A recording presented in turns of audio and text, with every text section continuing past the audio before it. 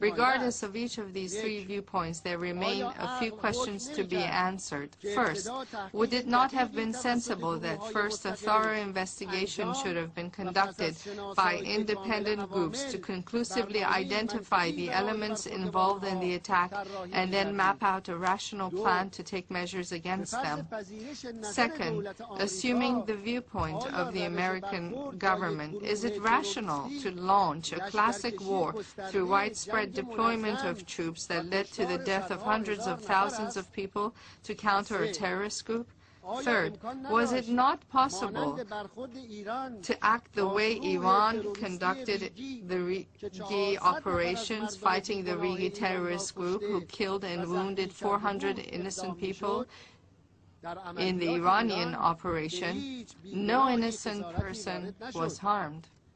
It is proposed that the United Nations set up an independent fact-finding group for the event of September 11, so that in the future, expressing views about it, to ensure that the different views about it are not banned from discussion in the future.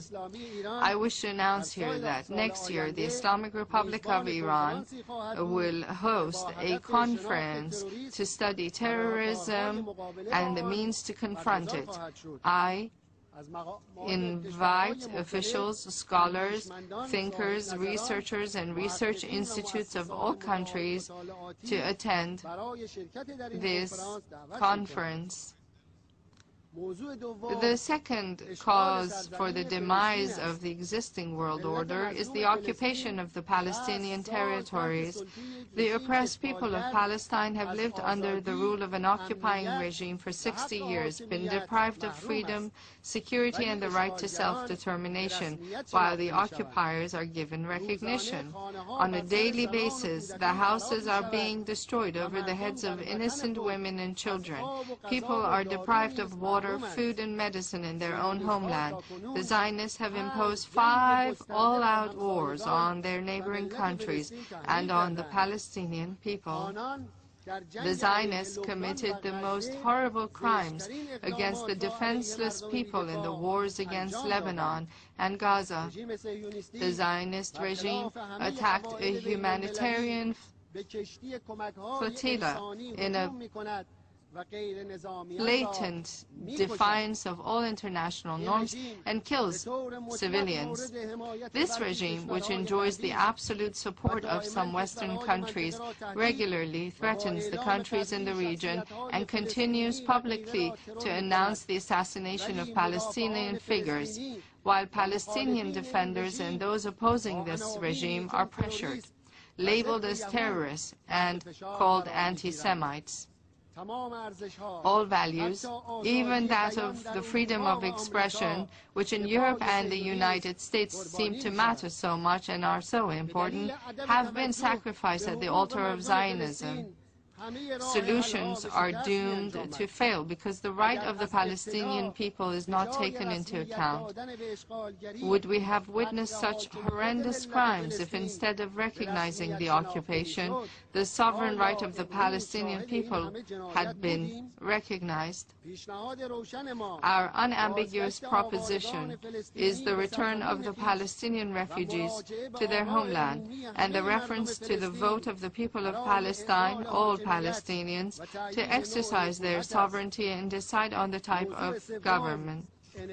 The third cause for the demise of the existing order has to do with the outlook on nuclear energy. Nuclear energy is clean and cheap and a heavenly gift, which is amongst the most suitable alternatives to cut pollutions emanating from fossil fuels. The Non-Proliferation Treaty allows all member states to use nuclear energy without limit, and the International Atomic Energy Agency is mandated to provide member states with technical and legal support. The nuclear bomb is the worst inhumane weapon and one which must totally be eliminated.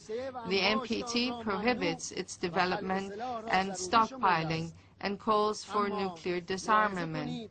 Nonetheless, please note that some of the permanent members of the Security Council and nuclear powers, i.e. those who hold a nuclear bomb, have resorted to a measure. They have equated nuclear energy with the nuclear bomb and have distanced this energy from the reach of most nations by establishing monopolies and pressuring the IAEA, while at the same time they have continued to maintain, expand, and upgrade their own nuclear arsenals. You may have heard that in the current year, the United States administration has asked for $80 billion to upkeep its nuclear bombs alone. This has entailed the following. Not only the nuclear disarmament has not been realized, but also nuclear bombs have been proliferated in some regions, including by the occupying and intimidating Zionist regime. I would like here to propose that the year 2011 be proclaimed the year of nuclear disarmament and nuclear energy for all, nuclear weapons for none. In all these cases, of course, I admit that the United Nations has been unable to take any effective course of action that has been viable or meaningfully viable. Unfortunately, in the decade proclaimed by it as the International Decade for the Culture of Peace, for example, hundreds of thousands were killed and injured as a result of war, aggression and occupation, and hostilities and antagonism having increased. Ladies and gentlemen, very recently the world witnessed an abhorrent and inhumane act of burning the Holy Quran. The Holy Quran is the divine book and the eternal miracle of the Prophet of Islam.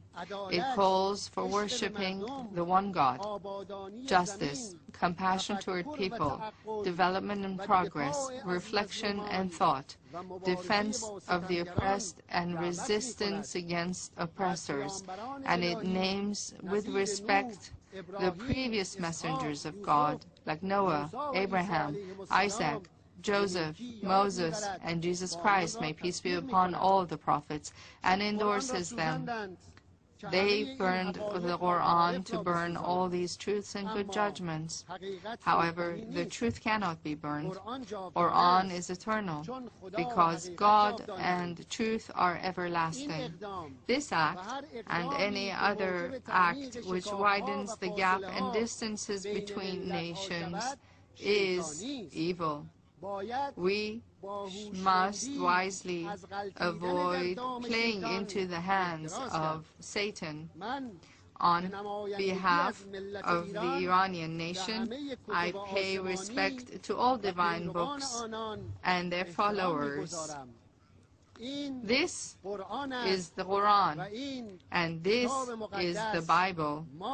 We pay respect to both books, as both are dear to us.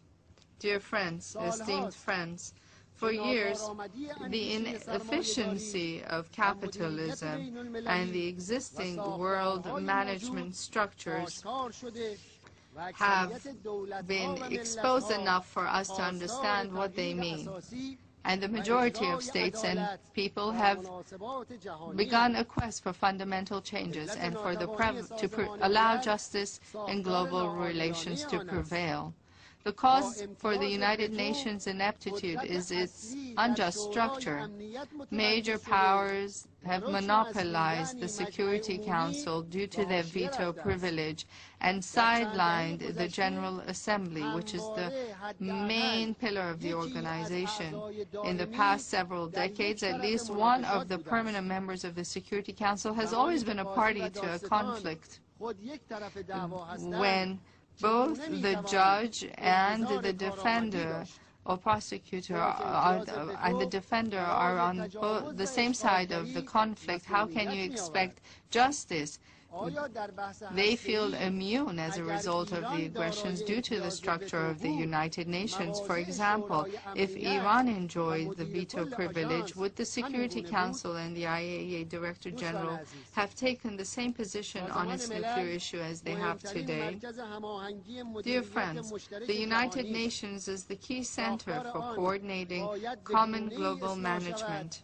Its structure needs to be reformed in a manner that all independent states and nations are able to participate in the global governance and actively and constructively. The veto privilege should be revoked, and the General Assembly should be the highest body, and the Secretary General should be the most independent official, and all his positions and activities should be taken with approval of the General Assembly and should be directed towards promoting justice and eliminating discrimination in the world order. The Secretary General should not come under pressure from powers and/or the country hosting the organization, that is the United Nations, for stating the truth and administering justice. It is proposed that the General Assembly hold within a year and in the framework of an extraordinary session finalize the reformation of this body's structure, the United Nations structure, that is. The Islamic Republic of Iran has clear proposals in this regard and suggestions and stands ready to participate actively and constructively in the process. Ladies and gentlemen, I announce clearly that the occupation of other countries under the pretext of freedom and democracy is an unforgivable crime. The world needs the logic of compassion and justice and inclusive participation instead of the logic of force, domination, unilateralism, war, and humiliation. The world needs to be governed by virtuous people like the divine prophets. The two vast geographical spheres, namely Africa and Latin America, have gone through historic developments during the past decade that have altered their fates. The new approaches in these two continents, which are based on increasing level of integration and unity, as well as on localizing the growth and development models, have borne considerable fruit to the people of those regions.